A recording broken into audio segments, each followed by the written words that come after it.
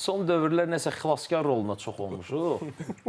Bu biraz adamın üzür əslində qalanda. Çünki hər dəfə də xilaskar olan məşqçiyə elə bir ki, ikinci dərəcəli məşqçi kimi baxırlar da. Yəni sən də istəyirsən ki, necə ki bu illərimiz istəyirdik ki, Kəpəzdə nələrisə dəyişək. Məsələn, gələn il başqa bir formatda, məsələn, yer, hansısa bir yer. Amma təəssüflər olsun ki, alınmadı. Bəlkə fikirlərimiz üstə düşmədi. Amma xilaskar rolunda adam olmaqdan belə də yorulur da. Məşqçiyə də bir fürsət vermək lazımdır ki, bir transfer sezonu keçirsin, yayda komandanı özü hazırlasın, özünə uyğun oyunçularla bir fərqli məşq toplanışı keçsin, elə hazırlarsın. Biraz başqa məsələyə toxunum ki, mən 2010-dan böyük futboldayam. Yəni 2010-da, yəni bugün Azərbaycan Premyer Liqində məsələn Qurban müəllimdən başqa çox futbolçular onda futbol oynayırlar hələ. Yəni 15 illik bu gün təcrübəm var. 2010-da mən Neftçi komandasının əsas heyətində skaut kimi çalışırdım. Yəni Arif Əsədovun köməkçisi kimi meydançada da olurdum. Mənim yadıma gəlir. Hə, 2010-cu ildən mən böyük futboldayam, amma nədənsə təəssüflər olsun ki, hələ ki sübut, məni qədər bəlkə birinci divizionda çalışan yoxdur. Məsələn, bugünkü Premyer Liqada.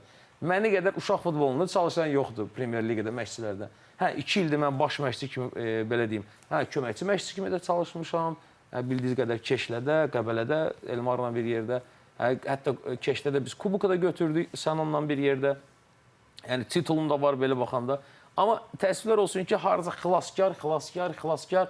Bugün də məsəl üçün bəzi məsələlər var ki, deyirlər ki, bəlkə bunu eləyəsən, bəlkə bunu eləyəsən. Deyirəm, amma vallahi mən yoruldum kiməsə sübut eləməkdən. Niyə mən sübut eləməliyəm, eləməz? Amma mənə də bir şərait yaradın ki, mən də o istədiyim bir komandla formalaşdırım ki, Ürfana qarşı yaxşı bir futbol oynadım. Ta ki, məsələn, bu günlərim, keçən il Araz Naxçıvanda bilirsiniz ki, gedə-gedə futbolçular gəldi, çempionatı gedə-gedə. Hazır alınmırdı. Bəzən doğrudan da elə adamlar olur da, bəzən xilaskar adamlar funksiyası olur futbolda, daim bu var. Amma sən də istəyirsən də bu bariyeri aşasan. Yəni inşallah yəqin ki... Azərbaycan belə başa düşürəm ki, o xilaskar elə həmən o baş məşqçidir ki, hansı ki daha çox oyunçulara uyğun optimal bir oyun modelini axtarır. Əlindəki heyətə uyğun. Bəlkə elə o istedad sizdə daha yaxşıdır deyənə daha çox. Və bu əslində o birisi istedadı məndə yoxlamayıblar.